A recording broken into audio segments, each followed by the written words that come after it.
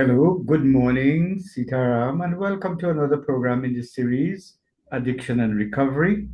I'm your host, Ramnaresh Dwarika, as usual, welcoming all our brothers and sisters in Trinidad and Tobago, up the Caribbean and worldwide on the various media platforms, Facebook and YouTube and radio and TV Jagriti, and to let you know that this program is being recorded and will be posted again soon after its completion this morning on Facebook and YouTube, so that those of you who can't stay for the entire program can always go back and listen to it. And you can post your comments on those platforms as well.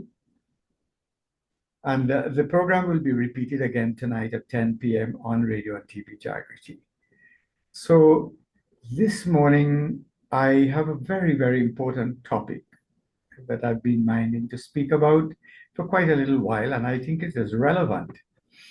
And the topic this morning is the invisible addict in families. That is, functioning addicts who hide in plain sight. And this topic is really very close to my own experience, as I have shared in the past. And I want to thank all of you for joining me this morning, those of you who are tuned in on radio and also on TV Jagriti. Now, when we think about addiction, many of us picture someone who is visibly struggling, losing the job or losing the relationship or suffering some severe health condition. But there's another side of addiction that often goes unseen. And these are the functioning addicts, men and women who hold jobs, raise families, go to church, temples, and appear fine on the outside. But behind the scenes, they're battling dependency. They are the invisible addicts hiding in plain sight, often in our homes, workplaces, and communities. And today, we are going to explore how these invisible struggles unfold, how families are affected, and how we can help those who seem fine but are quietly in pain. This is a problem having actually working in the field of substance abuse because of the stigma associated with alcoholism and drug addiction. A lot of people they resent, they they do everything, even when it starts becoming aware to them that the drinking or drug use is causing a problem, they'll do everything to hide it. And I could identify with that. Time permitting, I'll probably speak a little bit about that, my own experience there. But first, I want to define who the invisible addict is. And a functioning addict is someone who maintains a seemingly normal life. They go to work, they pay the bills, they fulfill most of their responsibilities, yet secretly they depend on alcohol, prescription pills, or other substances to cope. And I want that to really sink in because, you know, a lot of us has a certain picture that comes up in our mind when we think about an alcoholic. We think about a person who has grown a beard, who is not shaving, is unkempt, who is drunk and, staggering all the time on the road or sleeping under the shop. Yeah, those are alcoholics or drug addicts who have reached the chronic stage. But this being a progressive illness, a lot of people, even the science has proven now that you can be an alcoholic or predisposed to alcoholism or addiction even without having taken that first drink.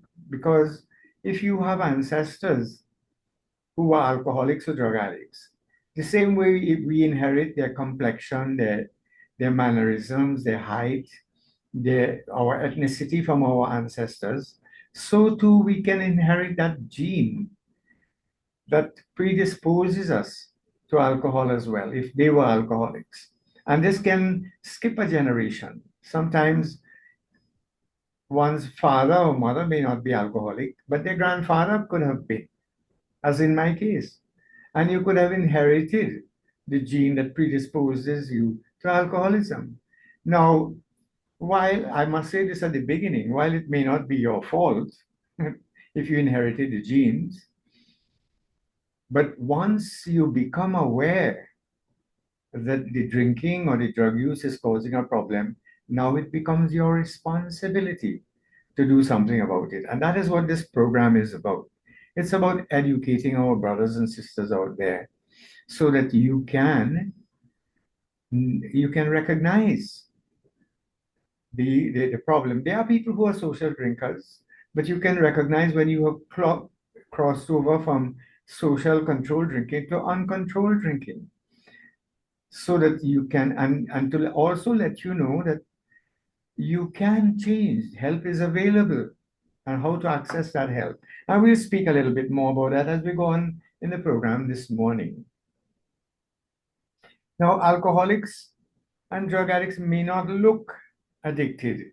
And that is what makes it dangerous because, I remember telling some young people, soon after I had stopped drinking, I had gone to Las Cuevas beach and I was taking a walk down the beach.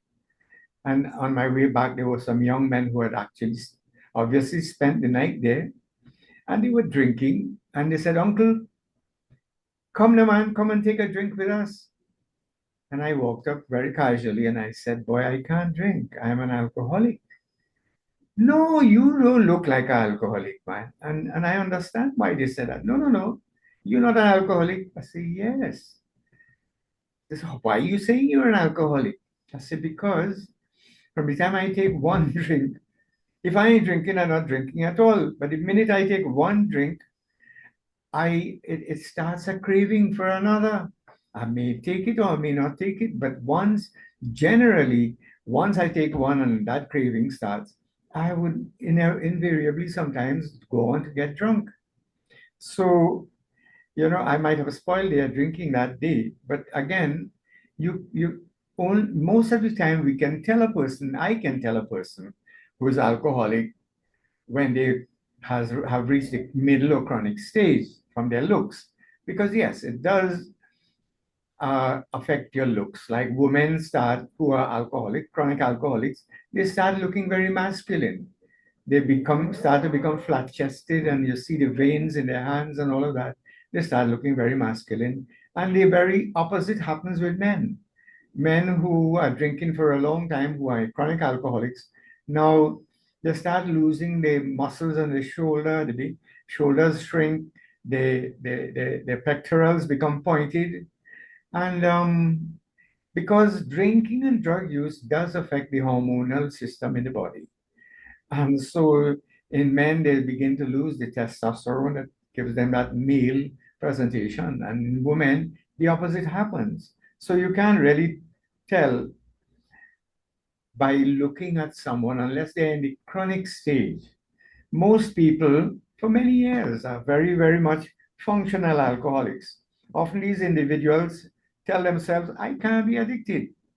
I haven't lost my job," because that's one of the benchmarks we use, to determine whether we have reached to that stage of dependence. And then they will comfort themselves to say, "Look, I only used to relax." Or I'm still in control. I could take it when I want, and I stopped for so many days when it had Diwali, or what. And this is why alcoholism and drug addiction are described as diseases, is recognized by the world as diseases by the British Medical Association, indeed by our own medical fraternity here. Worldwide, it is in the DSM-3 as a disease, but it is a disease that is cunning, baffling, and powerful.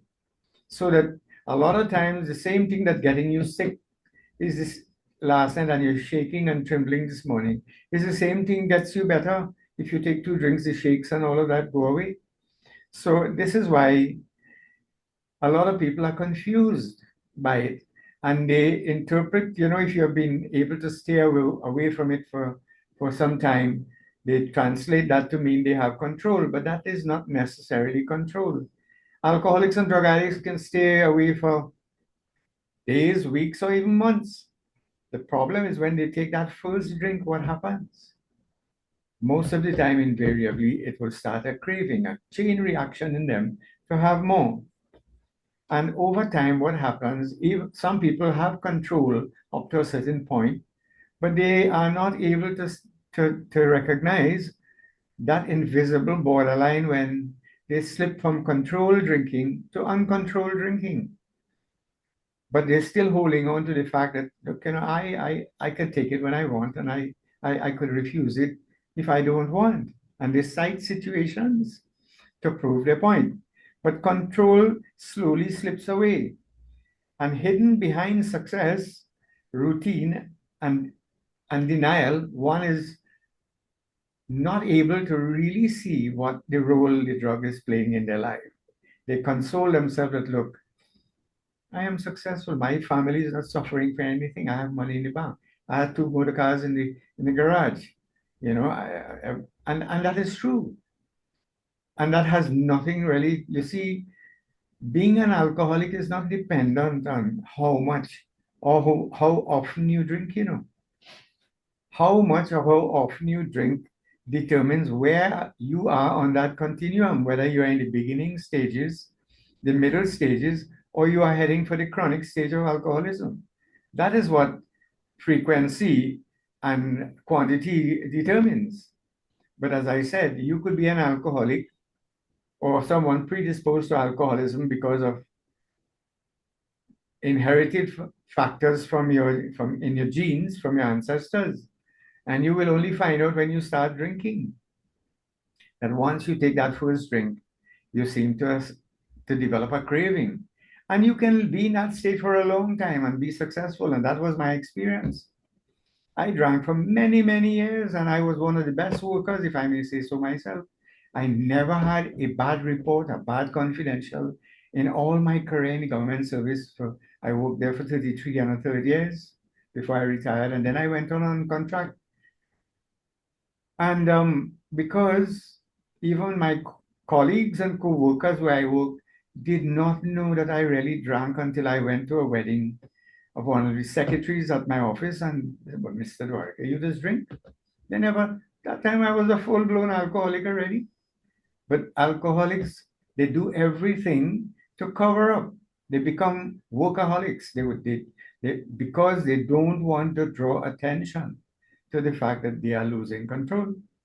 So why is this form of addiction so hard to see? And I'll tell you, why do families and friends miss the signs? And I want you all to pay really close attention to this, because functioning addicts are often high achievers. They are hardworking. They are also, a lot of times, very respected people in their community and in their households. And they become very excellent, as I mentioned, at masking the symptoms. They manage appearances.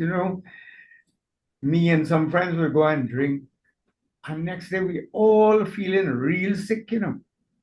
Some would have vomited before coming to work and all of that, but we present a smiling face, and we will even shoot jokes at one another. Boy, you shouldn't drink because you can't handle it.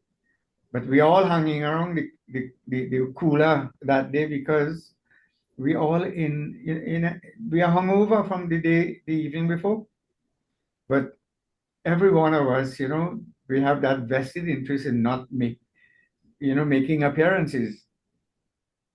Now, even the family members and the friends, sometimes the close ones, because of the stigma and the shame associated with alcoholism and drug addiction, they cover. Colleague co-workers I know checking the partners, clocking the friend's card when he can't work, and even the driver on the road, the driver on the job, as we said, the overseer, have their favorites. The alcoholics and drug addicts are really nice people. They make friends very easily. And a lot of times they're able to get the blight, all right, you sit down and relax. I remember having that same experience. I had a supervisor in social welfare, and she used to take her drink as well. And one when I came after a pay, high inebriated, she said, "Okay, you go and just go in the office, close the door, and relax." And there was no consequences at all. Maybe in another place I would have come under strict you see, problems. So because of this stigma, family members cover for their siblings and their brothers and so on. And as a result, they are surrounded by enablers at home, on the job as well, people who enable without realizing it because of their love and their concern for the person.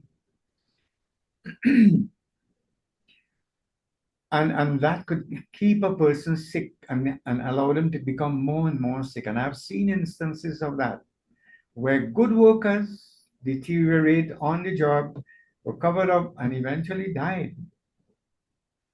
So, for example, a mother who drinks wine every night, the family says, she just takes that to unwind, not realizing that she has become dependent on it. And then the businessman who uses pills to stay focused, and everybody, well, he has a highly stressful job, so he needs to take this. And their lives appear stable, but dependence is slowly tightening its grip. Because I'll tell you, this is how medicine, and if you're using pills, for instance, if you have a headache and you use two uh, paracetamol tablets, you get relief.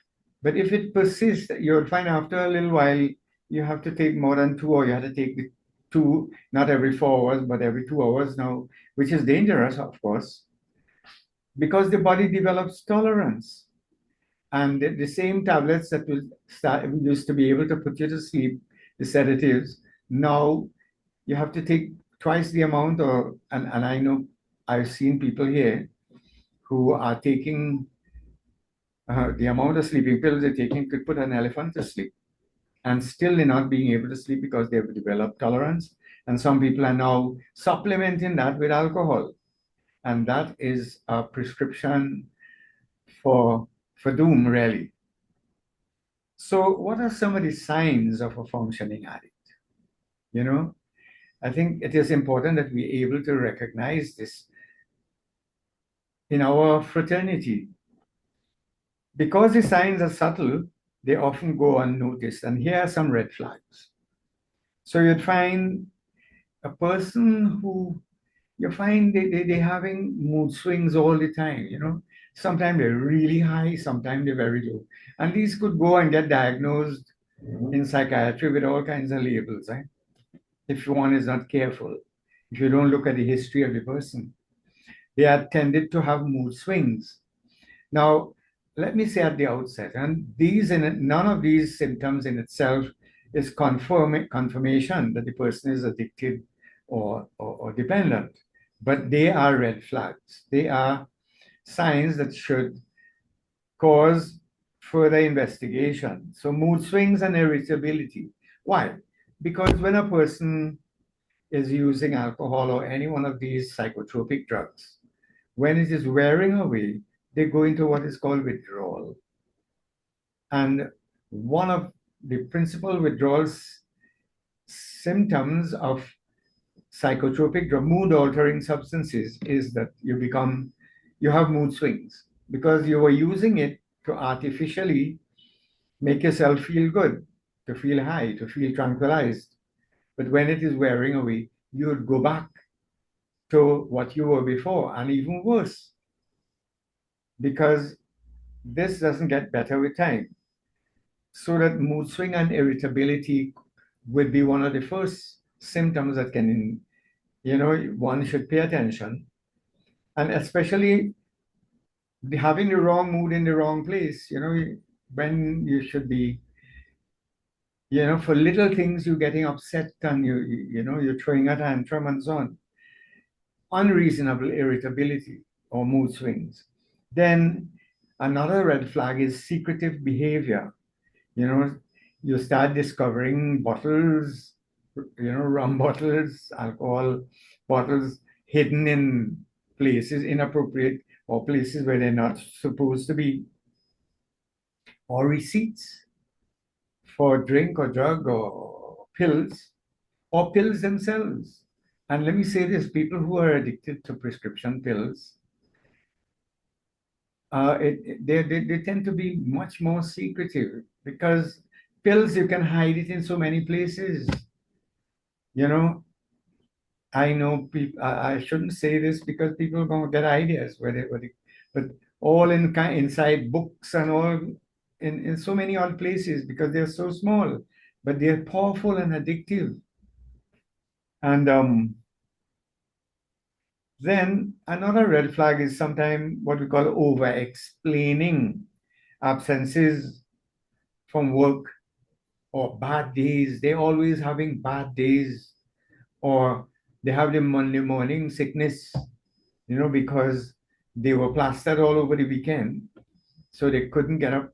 In my days, I used to say, why didn't Monday should have really been the holiday? Because that's the day people had so much of a good time that they need to relax. You come back from a long trip from Mayaro, for instance, you know. So, and alcoholics and drug addicts don't want anybody focusing, you know, or questioning their behavior because they're already running guilt feelings for what they know have happened. And a lot of times when they can't remember, they had blackouts and can't remember what happened, they are very, very uptight, as we say.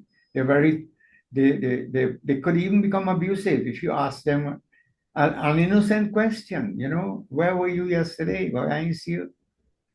And they would shoot out sometimes an abuse of you. Why are you questioning me? Why are you asking me that? And family members will recognize this. Then another red flag is, unfortunately, they excelling at work, but deteriorating emotionally. On the job, they're fantastic, but boy, when they come home, because they had to keep up the charade whole day. When they come home, they can't continue with it, and so they become very impatient, very intolerant of others, and they become, very, very irritable and aggressive. They have short fuses, as we say. They become emotionally drained. And then another red flag is frequent minor accidents or forgetfulness. They're starting to become very clumsy or hitting the car all around. The bumper is scraped up everywhere. Sometimes they can't even remember, and they're blaming other people because they don't remember doing that to the vehicle. And especially if somebody else uses their vehicle. And I've seen that, I've experienced that myself. And then, of course, constant fatigue or using stimulants to stay alert. And as I say that, I am thinking of doing another program soon on all of these energy drinks that people are becoming addicted to and dependent on. And these things can have very, very serious deleterious effects on the individual. People can get stroke and heart attacks and all kind of things. Well, that's another topic we'll talk about. But in this respect, you'll find these people always emotionally they're tired. They don't have the energy because they're burning up so much energy covering up for themselves. And then there's, of course, social withdrawal when use increases. You'd find, like me, and this does not only have to do with substance abuse or chemical dependence. I'm seeing this in the other addictions, addiction to digital addiction to social media, where young people now, they don't even want to leave the house because they are so involved in the games, with friends or with the laptop or the computer, that they're becoming isolated, they're becoming like hermits. And when that has serious consequences, because later on, you lose all your social negotiating skills. You don't feel comfortable in a group. You don't know how to relate to other people. You have become so acclimatized. You have colonized this whole thing about staying alone, and that becomes your world, where you just take your food, you go in your room, you lock the door, and you're on your laptop. And you're coming up with all kinds of somatic reasons, for not stepping out, social withdrawal. I've heard that too being used as a defense, where some people say, but look, I don't sit down and drink by myself, I only drink with friends.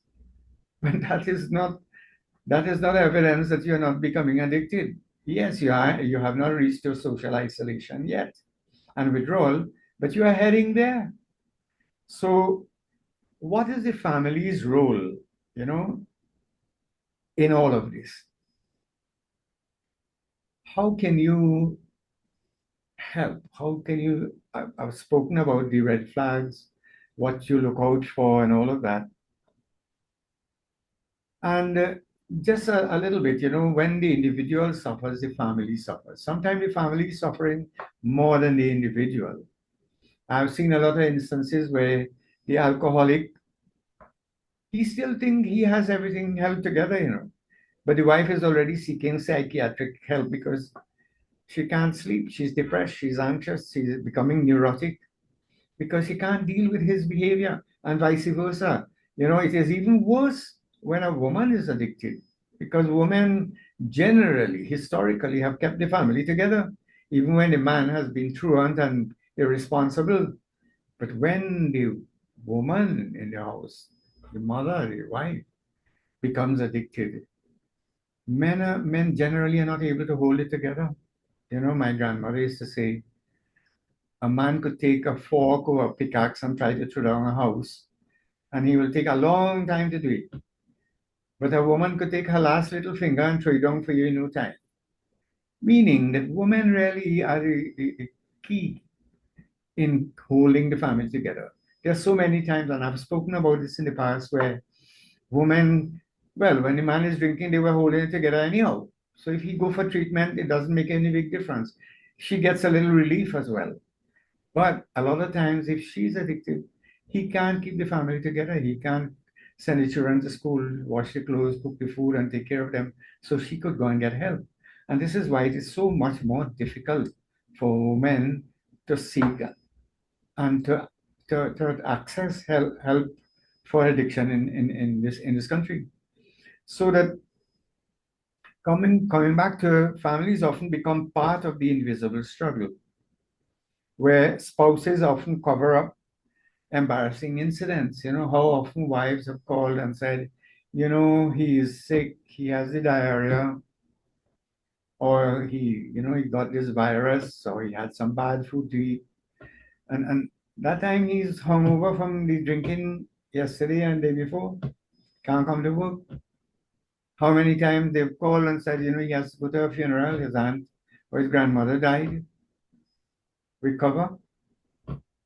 And sometimes we have to excuse his actual embarrassing behavior at occasions and so on. Then children learn to keep secrets. The family, if in some communities, families now have to isolate from the rest of the community because of the behavior of one of its members. The whole family gets scapegoated in the community and get relegated to, a lower consideration. And then parents believe their adult children is just under stress and will find all kinds of excuses. I worked at Cora, and mothers would come and said he was a good boy, growing up, but he climbed this mango tree and he fell and hit his head. And since then, it seems like nothing is going good for him. He started to drink now, and that is the reason. Or sometimes we blame mother, he was a good boy until he got married to that girl. Parents have a way of always trying to cover for themselves as well, that they made I produced a good child. It is something else or someone else that caused them to become like this. So everybody is trying to rationalize their own connection And you know, I mean, that is what families can become very supportive, or they can become also destructive in this regard. Now, why high functioning addicts struggle to seek help? Because, you know, one of the things is, the difficult truth is, functioning addicts often resist help because they fear losing their image. You know, they ask, what will people think? And I had that concern. For years, I suffered in this community because I had a good job. I used to go to work with an Impala share motor car and wearing a suit every day. And how I didn't look like an alcoholic. I didn't have that profile. And then when I eventually realized I needed help, what people will think, you know, and so I could understand that. If I admit it, will I lose everything? And then there are legal complications as well, you know, for people who are going through separation and divorce and so on. If you admit you're alcoholic, then you can't challenge for custody of the children. And, you know, matters go against you because you already confessed that you were, in a way, really irresponsible. So they measure success by appearances, but addiction thrives behind appearances.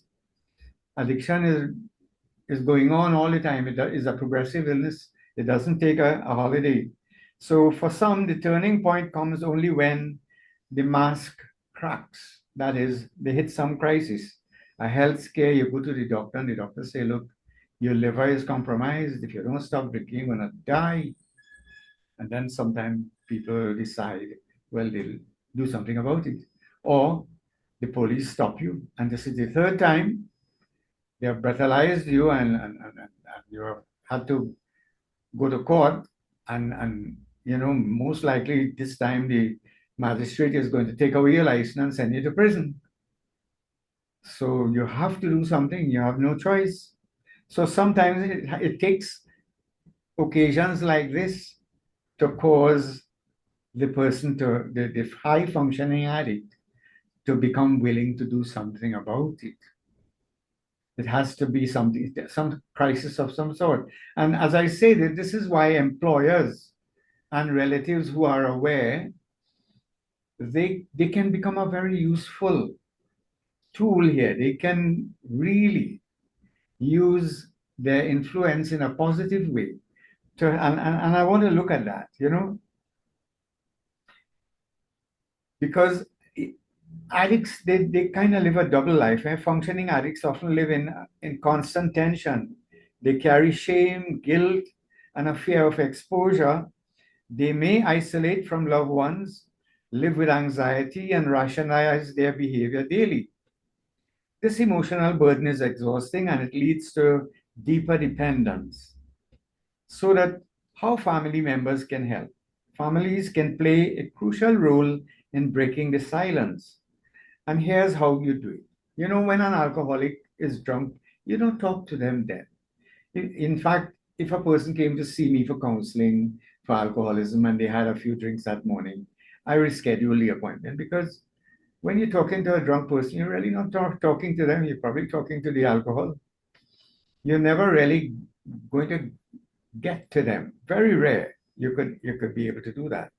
So that families can help by noticing the change and not ignoring the red flags that I mentioned. And they need to start gentle conversations, express concern, and not judgment. You know, you may want to speak to a person. I've suggested to a lot of people, okay, like he drank last night, this morning he's in remorse, he's feeling sick. That's a good time to talk to him, because he's actually, you'll get the help of his stomach and liver and all of that is crying out from inside, you know. And so you may want to talk to that person and, look, I love you, I care about you, but you know, it hurts me to see what is happening. And I know of a place where you can go and get help. And that would be the kind of training that you'd want to speak to this person. Uh, you know, avoid, at the same time, avoid enabling. Don't cover up the consequences. Don't make excuses for them. And seek, if you can't do it yourself, seek professional guidance. In Trinidad, we are fortunate. We have so many counselors like myself, you have psychologists, you have Alcoholics Anonymous, you know, get get get help. You have so many people in recovery in your communities who can also be very useful and so on. And get support for yourself. Because a lot of times the spouse is trying to all they can. At first you're threatening, you're you're having silent wars, cold wars, stop talking to them. None of these things work, really, because trying to change the alcoholic or the drug addict, you trying to change them never works. What you have to do, you have to help, you have to you have to actually get help for yourself to see how you may have been enabling the addiction to continue, or in some ways generating enough stress to perpetuate the person's drinking or drug use. So that family groups like Al Anon are vital for the family members of alcoholics and drug addicts. But as I say that, I want the spouses to remember that, you know, a lot of times the alcoholic will kind of switch it on you. That you are the cause. And as I mentioned earlier on, even the in-laws would want to blame you and say, look, he was a good boy until he got married to you. And you're the spoil too much with the boy. You don't cook for him. You don't do things you should be doing. You don't show him. And they insinuate all kind of things. You're not probably making love to him or showing your love for him. And that is why he's depressed. And even that's a popular thinking, he probably his wife giving him some trouble, or husband giving her, is he's so harsh with her that's why she's drinking to cope. And there might be some truth in that. But generally, it is the fact is you have to understand your role. And to be able to do that, this is what one of the main reasons for this program is, so that family members educate themselves and understand how we can help without enabling the person. There's something called tough love, and we'll speak about that. That's where you don't cover up for the person. You know, and I'll say this at this point, alcoholism and drug addiction. These are diseases where a lot of times kindness could literally kill the patient. So sometimes you have to confront them. But I don't say confront them, I say carefront them. That is, you do not excuse the behavior, you speak to them, you let them know how you feel, and you be honest with them, and you let them know that support and help is available. So once denial breaks, they often respond well to treatment, these high functioning addicts and alcoholics, because they're accustomed to structure and responsibility. And I have found that the prognosis for people who are, you know, high functioning, educated, and all of that is very good, because you can reason with them, you can walk them through the addiction and process, and help them to see the role that the drug has been playing in their life. And it is easier to help them to develop insight. It is insight that eventually translates into motivation. When the person understands it is not my family or my wife or my whoever boss is causing me to drink, but it is because I have become addicted and dependent, I've lost my control. And you show them, not only help them to recognize that, but show them that there's a way out, a way that works. You understand? And help them now by teaching them new coping strategies, rather than having to turn to alcohol and drugs to cope with their life situations as it is. You teach them other strategies, and you also work with them to modify and improve their life situations, so that early intervention, like any other disease, early intervention can prevent major loss, like I've often said to people, what is good for the old is better for the young. So that a person who stopped drinking could they could really save themselves from 10 to 15 years of literal hell and misery. Because once you stop drinking, your body starts to heal, your relationship starts to heal, your financial situation improve, your relationship in your community and your church and your spiritual development also improve. So it's a win-win situation all around. Now, spiritual and personal growth replaces secrecy with purpose. Now you have a sense of, you know, you're not scatterbrained anymore. Recovery restores integrity, the ability to live one's true life instead of having to juggle between the person that I'm pretending to be and the person I really am. You know, that is the life of an alcoholic or drug addict. Only one, you're struggling with your addiction, you know, but you're putting on a face outside. You know, you're always manipulating that how we present ourselves. Now, the society often praises productivity but ignores pain. We reward overwork, constant performance, and holding it together as you know, being successful. But behind the mask of success, many are quietly drowning in this society as we speak. I want you all to take a step back and look around you. See if you see people like this and don't wait. As I said earlier on, if intervention is early, it can save the person, it can save their family, it can save their job. The you know, a lot of times, we say we ask the question, how are you? But we miss out. We sometimes should be asking, how are you really? And maybe you really find out that the person is saying, I'm okay, but behind that, they're not very okay. If we really care for this person as we do, we need to really find out what's happening behind there. That question can open up doors to the truth.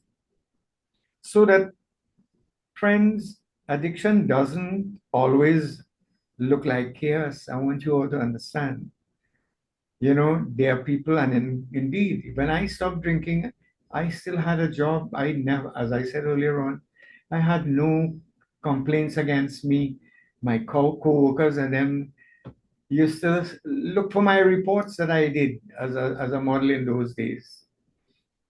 But I was doing all of that to cover up the fact that I was struggling with my own addiction. You know, I had come from a family where I was well respected, in a community where I was well respected, and I didn't want to lose that, even where I lived there. People looked up to me.